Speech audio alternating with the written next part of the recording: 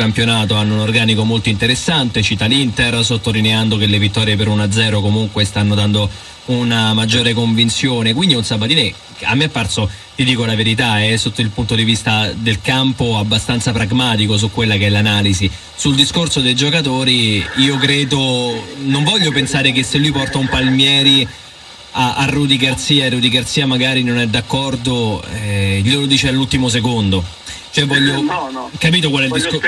Magari voglio immaginare c'è possibilità di prendere Palmieri, lo prendiamo, sì, direttore, prendiamolo, e Palmieri diventa il vice Digne. Sì, poi lì magari dice ti prendo Digne, però poi il secondo lo scelgo io.